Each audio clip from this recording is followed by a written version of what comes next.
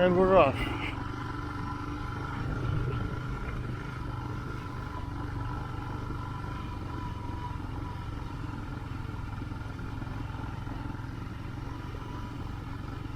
We're on the south shore of Manitoulin Island, and we are headed for Timmins.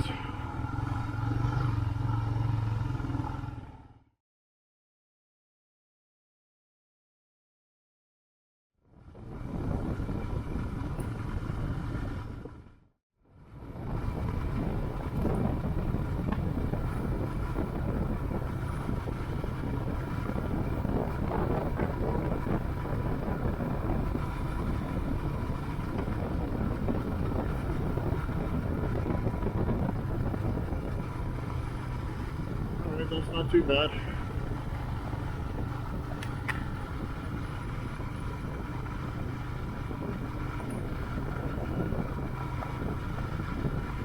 It feels a little sketchy, but I think we're going to run into stuff that's probably a lot more sketchy than this.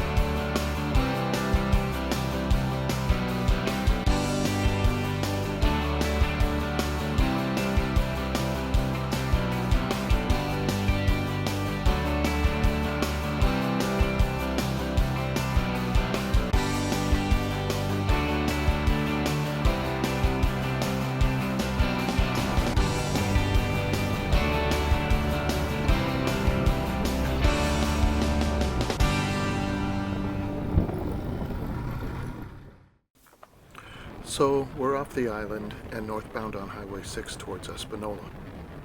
From there we'll head east on Highway 17 to take the 144 north to Timmins, where we plan to camp at Kakabeka Provincial Park. Hopefully we'll be able to get there before dark. We had a bit of a late start and we'll need some breaks along the way.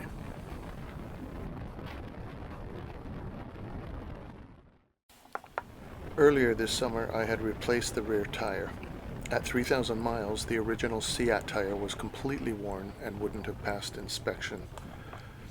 I opted this time to try the Shinko 705 on the rear. I didn't want anything too aggressive that would make a whine on the road, and I wanted to see how long this tire would last. Next time I might put the Dunlop Trail Max Missions on. I have a Dunlop D605 ready to go on the front, but there was still plenty of tread left on the front tire. This was actually a mistake though, since I noticed during the trip that the front tire was wearing unevenly and I should have replaced it before the trip. Fortunately, I didn't run into any trouble with the tires.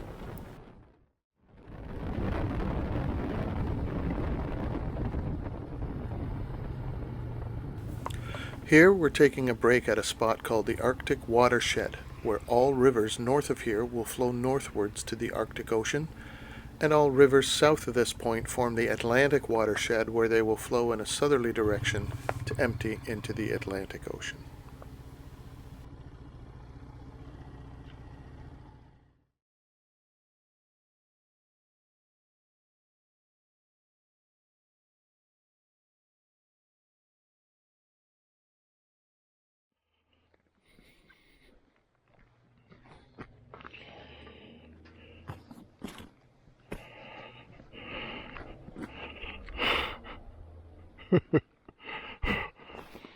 Here we go.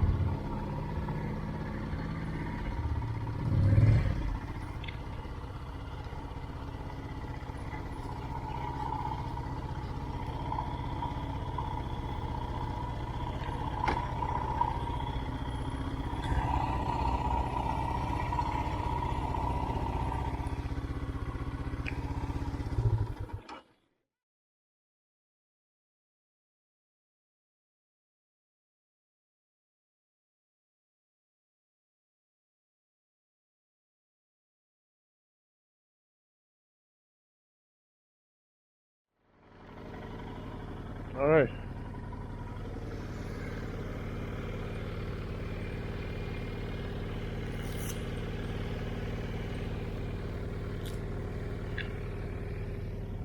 It's about 8:45. We're at Kettle Lakes Provincial Park. Just getting ready to leave. We did make a reservation, but We didn't. By the time we got here, we couldn't check in, so nobody even knows whether we showed up or not.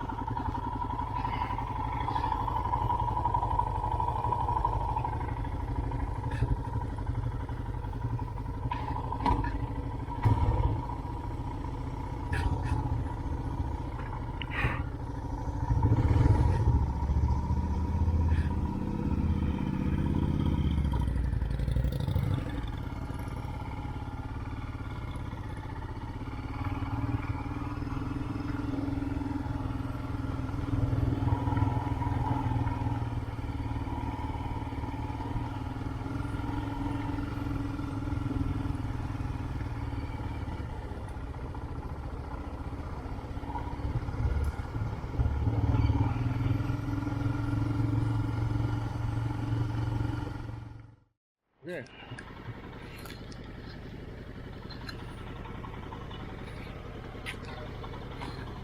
Light.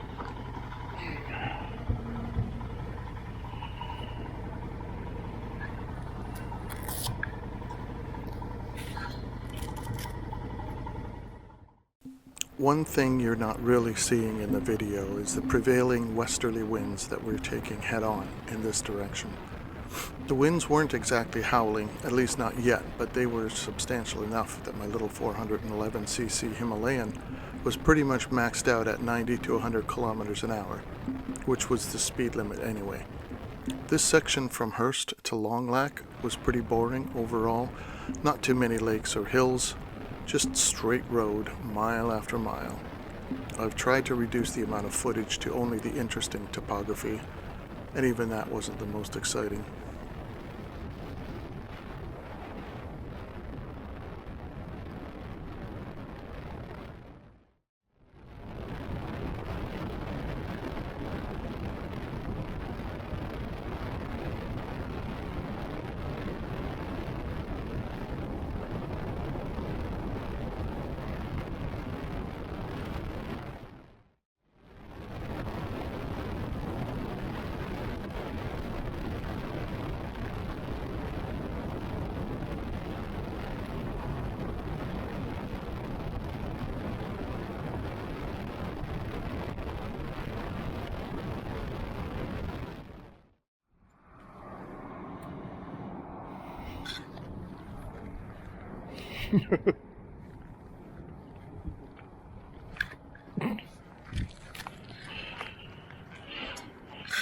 That's the way to do it.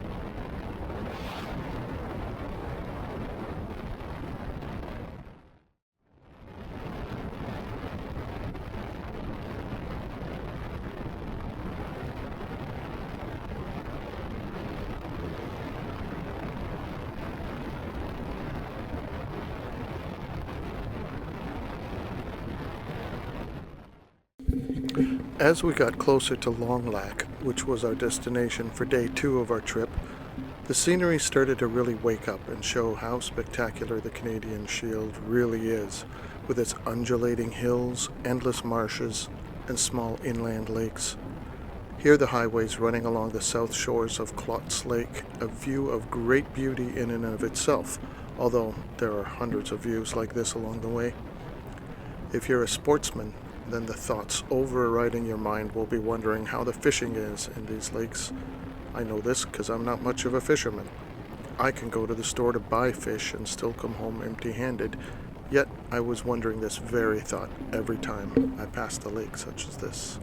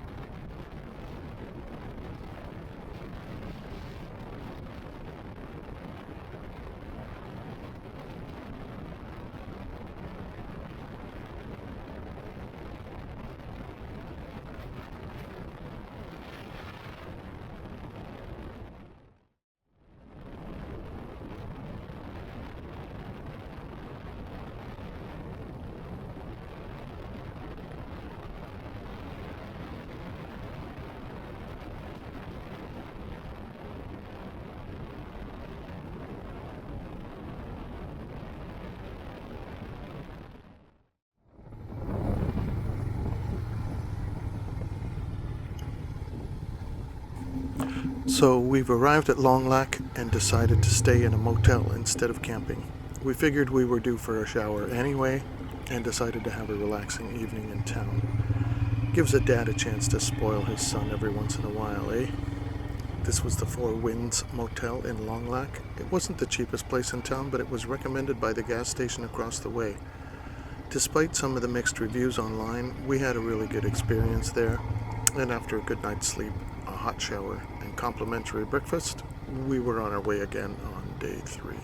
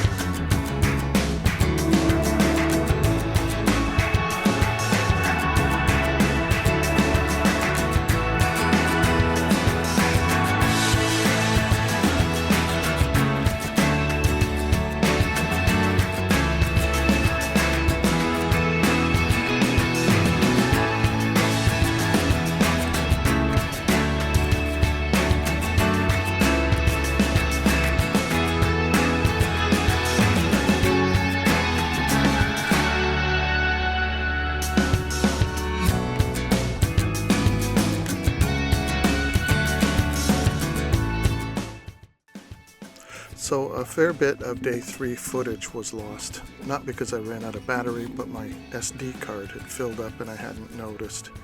I need to pay better attention to this, either at the end of every day or at the start. Day 3 started off overcast but got sunny later on, and it was much windier than the previous day.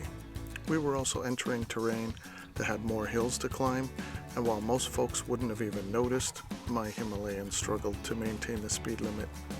We stopped for a break at the world's biggest snowman, and this is where I noticed that the camera card was full and needed replacement. With a new card installed, I could continue taking footage.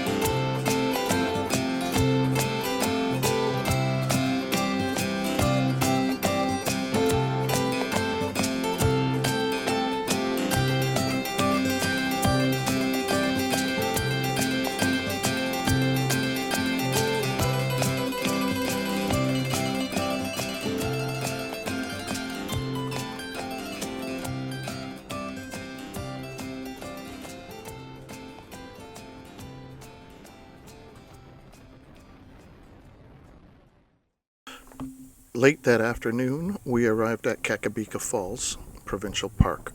These are the second largest falls in Ontario, next to Niagara Falls. We set up camp, and exhausted as we were, we still managed to get set up, changed, and checked out the falls. The park had accessible paths and trails along the course of the river by the falls, and it was pretty easy to get some good pictures. We had just missed the closing of the store by minutes since we'd seen other people walking around with delicious-looking ice cream cones, but by the time we got to the store, it had already closed.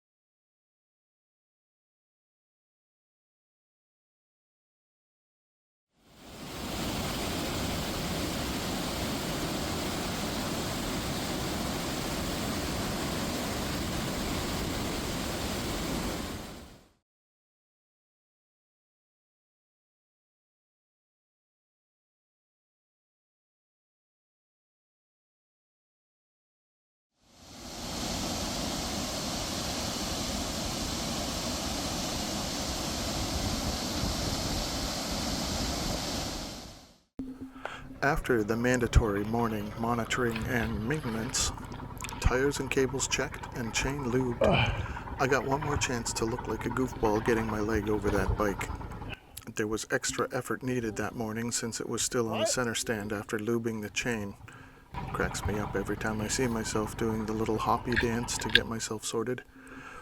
I promise I look more elegant when there isn't so much gear on the back blocking my leg from gracefully sliding over the seat.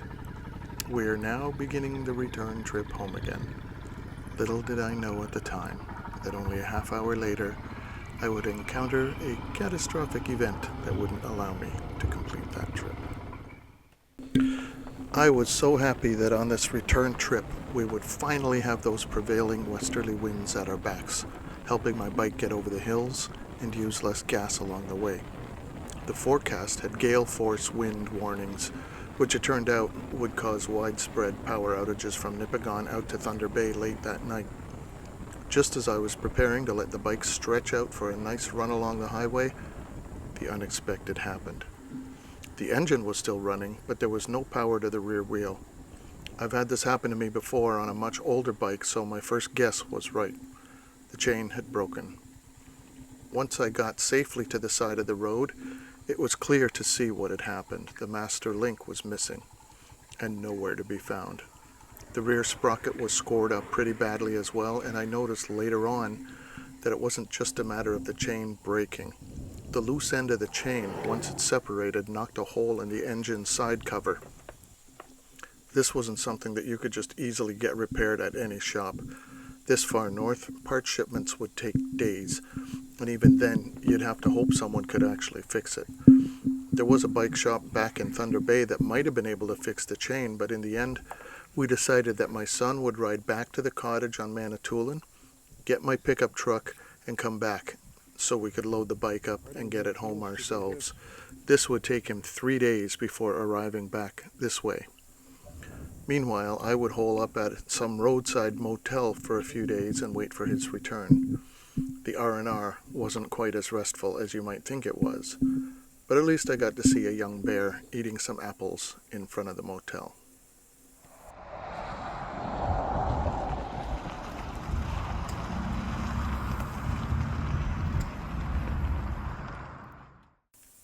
And 4 days later, I was finally back at the cottage on Manitoulin, enjoying the beautiful sunsets over Lake Huron. Thanks for staying with me on this journey. Be good and ride safe.